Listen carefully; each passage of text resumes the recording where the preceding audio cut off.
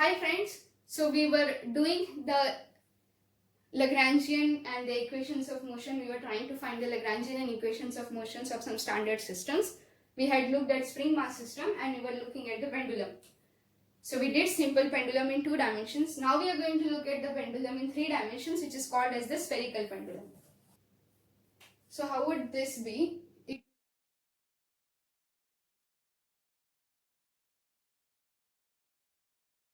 So what happens is that if I say that this pendulum is actually attached to the ceiling at this point, and this is my bob of mass m, and so if this angle is theta, let this length be L, it is also going to be moving along this direction, and let's call that angle to be phi. So now let me call this as my x-axis, my y-axis, my z-axis, and again in this case also I am taking my potential energy 0 at this point. Now here we are having 3 coordinates, again r, theta and phi. R is a constant which is L, so this only theta and phi are varying, therefore degree of freedom is only 2. Now what about the kinetic energy? Kinetic energy again you can find taking what will be the value of x, then we'll take the value of y, then we'll get the value of z, because z is going to be this much height. You can get this as 90 degrees and all, or then you can find x dot, y dot and z dot, where you will derivate on both theta and phi. Then you can find x dot squared, y dot squared and z dot squared. Then you can get the kinetic energy is half m x dot squared plus y dot squared plus z dot squared. Or a much easier method, a much easier case here would be to directly take the spherical polar coordinates. So we know it is going to be half m v squared will be r dot squared plus r squared theta dot squared plus r squared sine squared theta phi dot squared. Now since r is a constant, r is actually equal to the length of this inextensible string, that is L. So r dot is actually going to be 0, and in this place of r squared I can write here L squared. So this then it comes out to be half m L squared theta dot squared plus sine squared theta phi dot squared. What about the potential energy? Potential energy is again just going to be the mgz term, right? Minus mgz. If you are taking z as negative already, so it is going to be mgz term. So you can write this as mgz. So what about this height z actually? This height z is here, it is L cos theta, right? So it will be minus mgl cos theta, because z here is negative, minus mgl cos theta. So you get the Lagrangian as t minus v, which is this minus this, and then you can find the equation of motion. Here the equation of motion is going to be both with respect to theta and with respect to phi. And you will see something different when you do with respect to phi, and I want you to try it. So you have 2 equations of motion, dy dt of del L upon del theta dot minus del L upon del theta is equal to 0, and we'll have dy dt of del L upon del phi dot minus del L upon del phi is equal to 0. So when you do this, this is just going to be normal, differentiate with respect to theta dot, with respect to theta, substitute, and then differentiate with respect to time, and you get.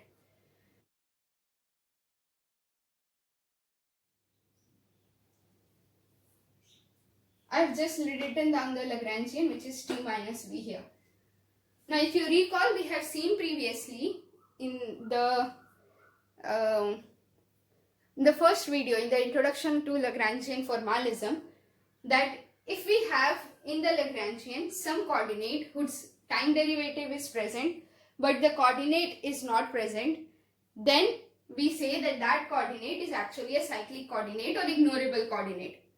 If you look at the Lagrangian here, we'll see that the term phi dot, the first order derivative of the coordinate phi is actually present, but the coordinate phi itself is not present. So we have phi dot, but we don't have phi here. So this means that this coordinate phi is actually a cyclic or ignorable coordinate. Now when we have a cyclic or ignorable coordinate, we had seen that its corresponding momentum p phi is actually going to be a constant.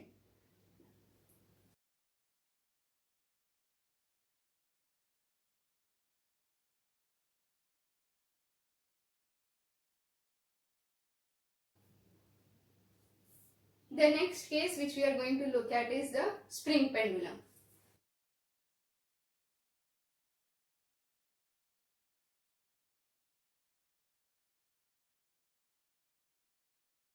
For spring pendulum, you actually have a spring which is attached here, mass m. Let's call this, let's say this has spring constant k. Again I am taking my potential energy to be 0 here. This is my x direction, this is my y direction, and then this is 0.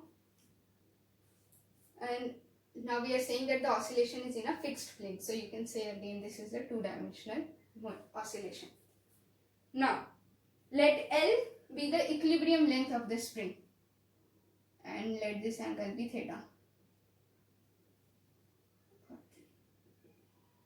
Let L be the equilibrium length of the spring and let R be the length when angle is some theta.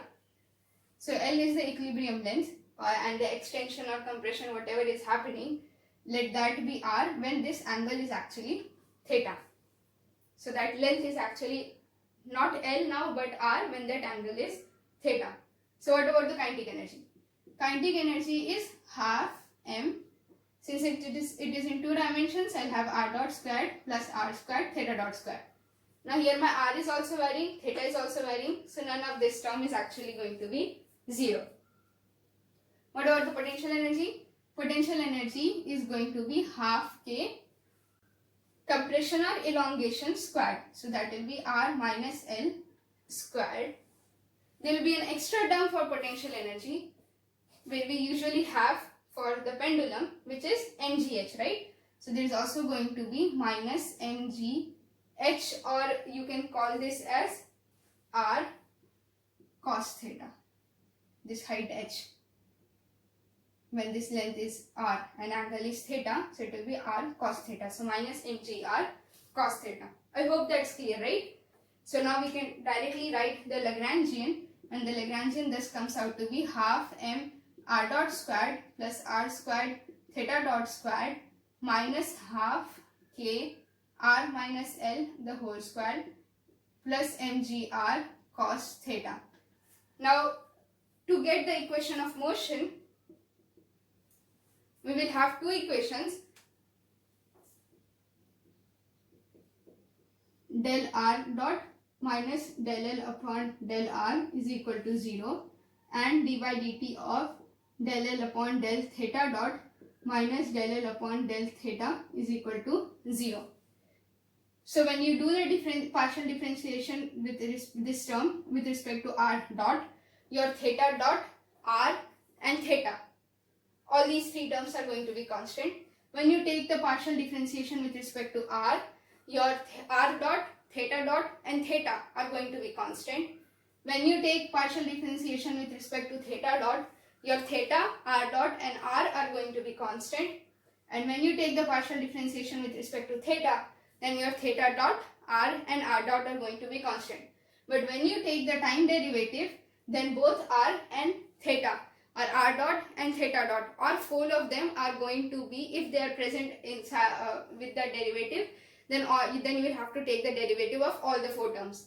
In all of these cases, your L is going to be a constant because L is actually the equilibrium length of the spring, which is a constant value. Hope that's clear. We are now going to move into the seventh case, which is the double pendulum in two dimensions.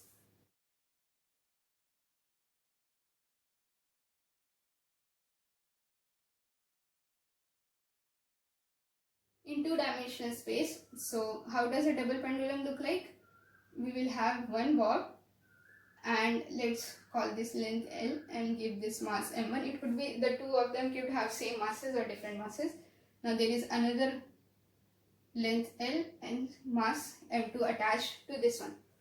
So if you take at this point, we are having theta 1, and here let's say this angle be theta 2. I'm again taking my potential energy to be 0 at this point. And I'm again writing this as my x direction and my y direction. Here, since again length and length both are constant, the degree and the motion is in 2 dimensions only. But then we are going to have 2 degrees of freedom. One is going to be theta 1, one corresponding to theta 1, the other corresponding to theta 2. So a double pendulum is nothing but one simple pendulum which is suspended from another, and both are oscillating in the same plane if we are taking them in 2 dimensions. Now we need to find the Lagrangian. For that we need the kinetic energy. Now kinetic energy here you can get using polar coordinates also. I leave that to you. What I am going to do is take the Cartesian coordinates and then move to polar coordinates. So if you consider mass m1 has the coordinates x1 and y1 when this angle is theta 1, and at this point this mass m2 has coordinates x2 and y2. So then what I can get is, if this is x1, so what will be my x1 be? My x1 is actually going to be this much. This much is L sine theta 1. My y1 is going to be this much, which is negative L cos theta 1. x2 is going to, because this is the origin, right? This point is the origin. So x2 is going to be this entire thing up till here. But this much is L sine theta 1. This much is L sine theta 2. So it will be L sine theta 1 plus L sine theta 2. L common outside. What about y2? This is the origin. So this entire height till here is y2. But this much is L cos theta 1 and this much is L cos theta 2. So this entire thing is going to be sum of the two. That will be, since again negatives in the downward direction, going to take negative cos theta 1 plus cos theta 2. Now you can take x1 dot. Here you will have theta 1 dot term and differentiating y1 dot. Then you can take x2 dot. You can take y2 dot, where you will be differentiating on both theta 1 and theta 2. Doing all that, substitute at t equals to half m x1 dot squared plus y1 dot squared plus half m2. We are going to substitute in half m1 x1 dot squared plus m1 is having coordinates x1 and y1 dot squared plus half m2 x2 dot squared plus y2 dot squared. Substitute all that, we will get the kinetic energy in terms of theta to be theta 1 and theta 2. It is going to be half m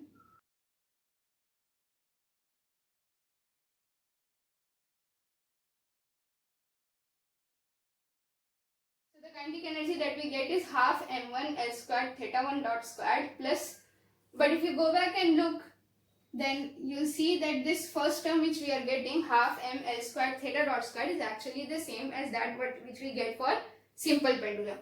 But when we go to the mass m2, then we'll get quite a complex kinetic energy, which is half m2 L theta 1 dot L squared theta 1 dot squared plus L squared theta 2 dot squared plus 2 L squared theta 1 dot theta 2 dot cos theta 1 minus theta 2. What about the potential energy? Potential energy is going to be m1g y1 plus m2g y2, and this actually comes out to be m1g y1 plus m2g y2, and you get that as the potential energy. So now the Lagrangian is going to be T minus V. Now here we will see that we are having theta 1, theta 2, theta 1 dot and theta 2 dot. Therefore the equation of motion, again we are going to have two equation of motions. So you have d by dt of del L upon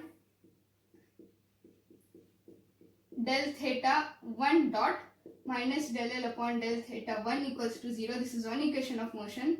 The other is going to be del L upon del theta 2 dot minus del L upon del theta 2 is equal to 0. you need to practice to get these equations of motion, because how to take the derivative and then simple mistakes can lead to big blunders. So you have to be careful, because when you do the partial derivative with respect to theta 1 dot, then you have to remember that theta 1, theta 2 dot and theta 2 are going to be taken as constants. When you do the partial derivative here with respect to theta 1, then theta 2 dot, theta 1 dot and theta 2 are going to be constants. When you take the partial derivative here with respect to theta 2 dot, then theta 1 dot, theta 1, theta 2 are going to be constants. And when you take this partial derivative, then theta 1 dot, theta 1, theta 2 dot are going to be constants. But when you take these time derivatives, then you will have to derivate even theta 1, theta 2, theta 1 dot and theta 2 dot, all the 4 terms. In all of these cases, our mass m1, mass m2, the length L and g obviously are going to be constants.